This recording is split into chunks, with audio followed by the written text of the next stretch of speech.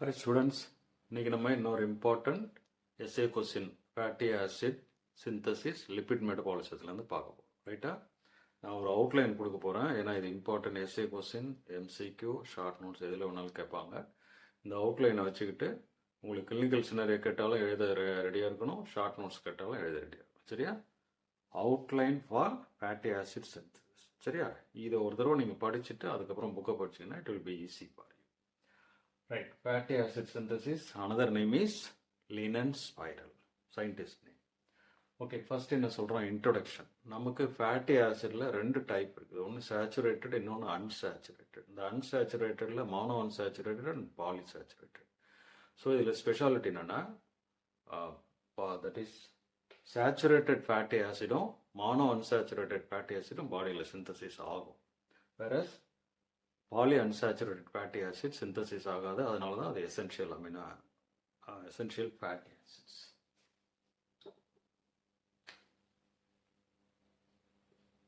Essential fatty acid சொல்கிறேன். அதாவது PUFA வந்து எசென்ஷியல் ஃபேட்டி ஆசிடில் வரும். PUFA means poly unsaturated fatty acid.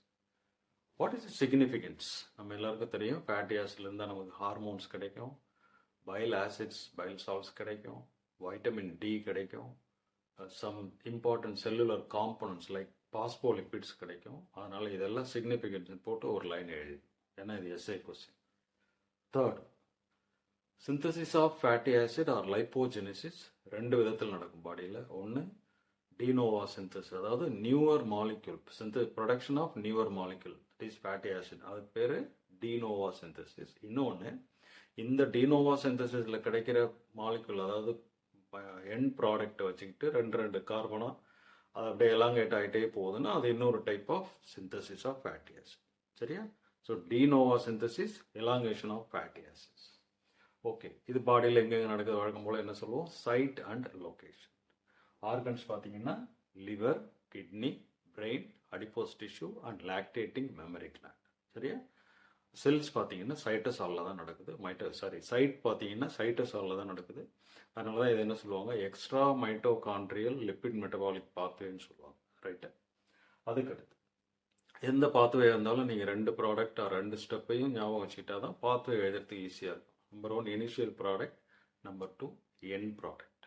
Sometimes initial product என்னன்னு தெரியாமலே நம்ம கொஞ்சம் யோசித்து கன்ஃபியூஸ் ஆகிடுவோம். So initial product is 2 carbon acetyl CoA. End product is 16 carbon palmitic acid. So இதனுடைய கான்செப்ட் என்ன, ஒரு 2 கார்பன் அசிட்டைல் கோயே ரெண்டு கார்பனாக ஆடப் ஆகி உங்களுக்கு கடைசியாக 16 கார்பன் பால்மெட்டிக் ஆசிட் கிடைக்கும். அதுதான் லைப்போஜெனிசிஸ் ஆர் ஃபேட்டி ஆசிட் சிந்தசிஸ். சரியா? அது எப்படின்றத நீங்கள் பாத்வேல சொல்லுவீங்க. அதுக்கடுத்து இந்த பாத்வே நடக்கிறதுக்கு என்னென்ன required materials, that is requirements, ரெண்டு பேர் நமக்கு ஃபேட்டி ஆசிட் சிந்தசிஸ் நடக்கிறதுக்கு வேணும். ஒன்று அசிட்டைல் கோயே, இன்னொன்று NADPH. அசிட்டைல் கோயே எங்கேருந்து கிடைக்கும்? யூஸ்வலாக end product of glycolysis is pyruvate, right? In aerobic conditions, this pyruvate converted into acetyl CoA with the help of PDH, that is pyruvate dehydrogenase.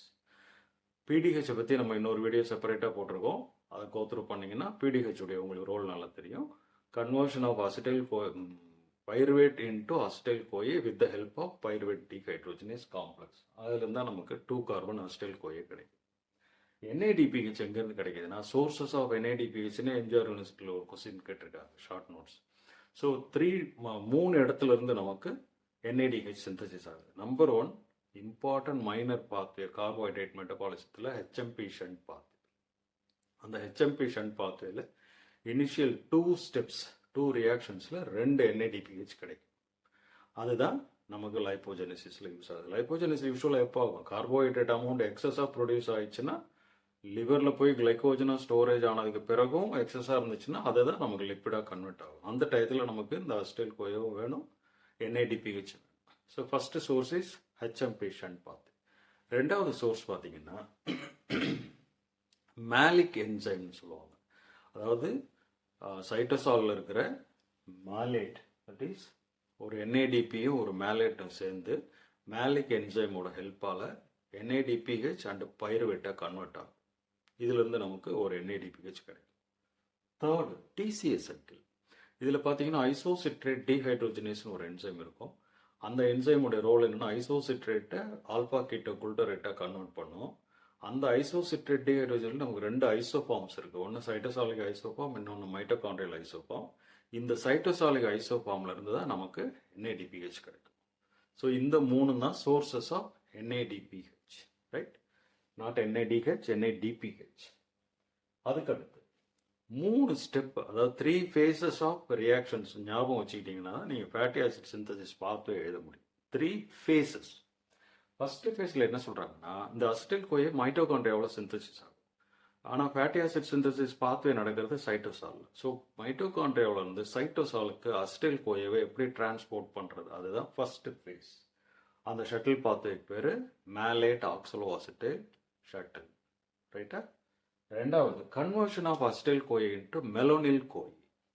Okay, இந்த மைட்டோகாண்ட்ரியாவிலிருந்து சைட்டோசாலுக்கு போன அசிடைல் கோயை மெலோனில் கோயவா கன்வெர்ட் ஆகிறது எப்படி, அதுக்கு என்ன என்சைம், கோஃபேக்டர்ஸ், அதெல்லாம் எழுதப்படும். தேர்டு தான் ரிமைனிங் ரியாக்ஷன்ஸ். அது ஒரு காம்ப்ளெக்ஸ் ஆஃப் என்சைம்ஸோட ஹெல்ப்பில் தான் அது நடக்கும்.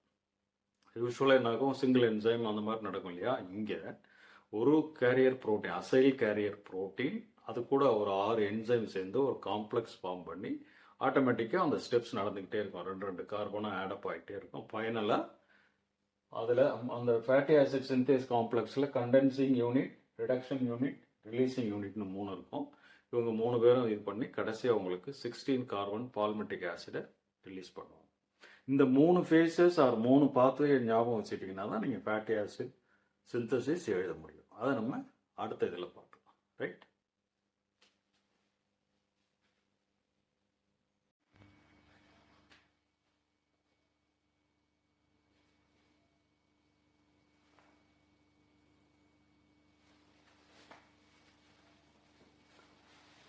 இப்போ இந்த ஃபேட்டி ஆசிட் சிந்தசிஸ் பாத்வே எப்படி எழுதுறதுன்றதை பார்க்க போறோம், சரியா? ஃபர்ஸ்ட் நம்ம என்ன சொன்னோம், first phase reaction shuttle pathway, that is malate oxalo acetate shuttle pathway, right? இந்த மேலேட் ஆக்சலோ ஷட்டில் பாத்வேயோட வேலை என்னன்னா, மைட்டோகாண்ட்ரியாவில் இருக்கிற அசிடைல் கோயவை சைட்டோசாலுக்கு கொண்டு வரும். ஏன்னா அசிடைல் கோயவால மெம்பரேனை பெர்மியபிள் பண்ணி சைட்டோசாலுக்கு வர முடியாது. ஸோ அவங்களுக்கு ஒரு கேரியர் தேவைப்படுது, டிரான்ஸ்போர்ட்டர். அதுதான் மேலேட் ஆக்சலோ அசட்டேட் ஷட்டில், சரியா? இந்த இது MOC அப்படின்னு சொல்லுவாங்க. தட் இஸ் மேலேட் என்ன ஆகும், ஆக்சலோ அசட்டேட்டாக கன்வெர்ட் ஆகும். ஆக்சலோ அசட்டேட்டும் அசிடைல் கோவும் கம்பைன் பண்ணி சிட்ரேட் சிந்தேஸினுடைய ஹெல்ப்பால் சிட்ரேட் ப்ரொடியூஸ் ஆகும். இதான் மைட்டோகாண்ட்ரியா ரியாக்ஷன். அதனால ஃபர்ஸ்ட் ரியாக்ஷனில் மைட்டோகாண்ட்ரியல் என்சைம் சிட்ரேட் சிந்தேஸ். இந்த சிட்ரேட் இப்போ மைட்டோகாண்ட்ரியா மெம்பரேனை பெர்மியபிள் பண்ணி சிட்ரேட் சைட்டோசாலுக்கு போயிடும். அங்கே போய் அங்கே என்ன ஆகுன்னா அந்த MOCன்றது COM மாறிடும். தட் இஸ் சிட்ரேட் ஆக்சலோ அசிட்டேட்டும் அசிடைல் கோயாவும் பிரிஞ்சிடும். ஆக்சலோ அசிட்டேட் அடுத்தது மேலேட்டாக கன்வெர்ட் ஆகும். இந்த மேலேட் தான் மெம்பரேன் வழியாக போக முடியும். இப்போ 2 பாயிண்ட் நீங்கள் தெரிஞ்சுக்கணும், ஆக்சலோ அசிட்டேட்டும் மெம்பரேன் வழியாக போக முடியாது, அசிடைல் கோயாவும் மெம்பரேன் வழியாக போக முடியாது. அதனால சிட்ரேட்டு போகலாம், மேலேட்டும் போகலாம், இது 2 அது கன்வெர்ட் ஆகிக்கும். அசிடைல் கோயா சைட்டோசாலுக்கு வந்த பிறகு அதுதான் ஃபேட்டி ஆசிட் சிந்தசிஸ்க்கு என்ட்ராகும். புரிஞ்சு அந்த கான்செப்டை பார்த்துக்கோங்க. அங்கே மைட்டோகாண்ட்ரியாவில் ஒரு என்சைம் இருந்த மாதிரி சைட்டோசாலில் ஒரு என்சைம் பேர் ATP சிட்ரேட் லைஸ். அந்த சிட்ரேட்டை லைஸ் பண்ணி தான் நமக்கு ஆக்சலோ அசிட்டேட்டும் அசிடைல் கோயாவும் கிடைக்கும். அந்த அசிடைல் கோயாவிலேருந்து லைப்போஜெனசிஸ் ஸ்டார்ட் ஆகும், சரியா? இது ஃபர்ஸ்ட் ஃபேஸ். செகண்ட் ஃபேஸில் என்ன சொன்னோம், அசிடைல் கோயை கன்வெர்டட் இன்டு மெலோனின் கோயை. இதுதான் ஃபர்ஸ்ட் ஸ்டெப்பு. இது ஒரு கார்பாக்சிலேஷன் ரியாக்ஷன். இதுக்கு நம்ம பயோட்டின்ற வைட்டமின் தேவைப்படுது. ஃபர்ஸ்ட் ஸ்டெப்ன்றதால நம்ம எனர்ஜி கொடுக்கணும், அதனால 1 molecule ஆஃப் ATP தேவைப்படும். கார்பாக்சிலேஷன் ரியாக்ஷன் உங்களுக்கு தெரியும், HCO2 மறக்காம மென்ஷன் பண்ணும். ஸோ அசிடைல் கோயை combined with 1 CO2 molecule produces melanine CoA with the help of acetyl CoA carboxylase and 1 molecule of ATP plus vitamin biotin. Acetyl CoA carboxylase is the rate limiting enzyme for fatty acid synthesis. Rate limiting enzyme na enna, palmitic acid, that is end product adequate amount, essential தேவையானது வந்துருச்சு அப்படின்னா, adequate amount வந்துருச்சுன்னா ஆட்டோமேட்டிக்காக acetyl கோயை carboxylase stop பண்ணி இந்த reaction நடக்காமல் பண்ணிடுவாங்க. அதுதான் rate limiting enzyme. Palmitic acid நமக்கு கம்மியாயிடுச்சு, ஃபேட்டி ஆசிட் சிந்தசிஸ் தேவைப்படுதுன்னா அசிடைல் கோயை கார்பாக்சிலேஸ் சுவிட்ச் ஆன் பண்ணிடுவோம், ரைட்டா? அந்த பாயிண்ட்டை ஞாபகம் வச்சுக்கோங்க.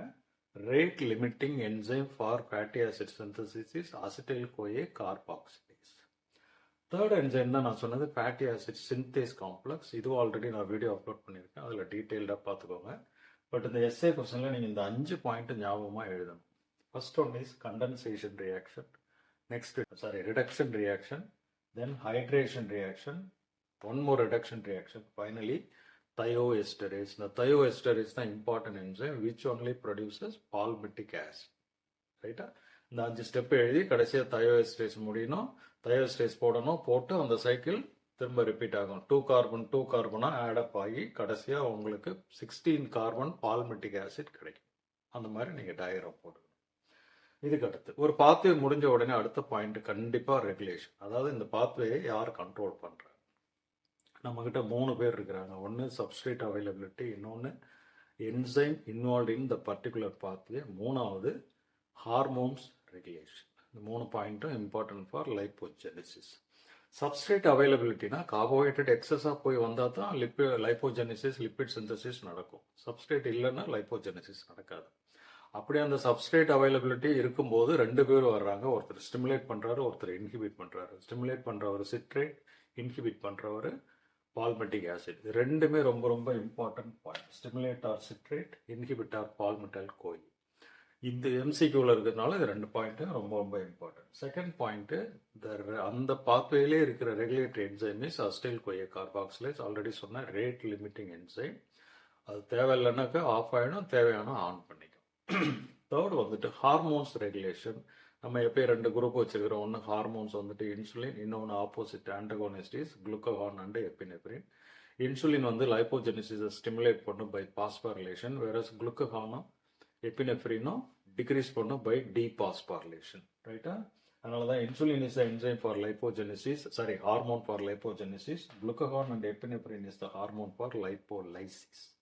ஓகே, நெக்ஸ்ட், எப்பயுமே ஒரு பாத்வேல லாஸ்ட் ஸ்டெப்பை கம்பல்சரி தெரிஞ்சு வச்சிருக்கணும். மறந்துட்டீங்கன்னா டக்குன்னு அந்த இடத்துல தடுமாறுவீங்க. இங்கே butyryl ACP, that is acyl carrier protein, converted into palmitic acid by the help of thioesterase. இந்த ஸ்டெப் ரொம்ப ரொம்ப இம்பார்ட்டன்ட். ஏன்னா இதுல இருந்து தான் திரும்ப திரும்ப 2 கார்பன்ஸ் உங்களுக்கு ஆடப் ஆகிட்டே இருக்கும். இந்த ஸ்டெப்பை விட்டுட்டீங்கன்னா மாட்டிக்குவீங்க. ரைட்டா?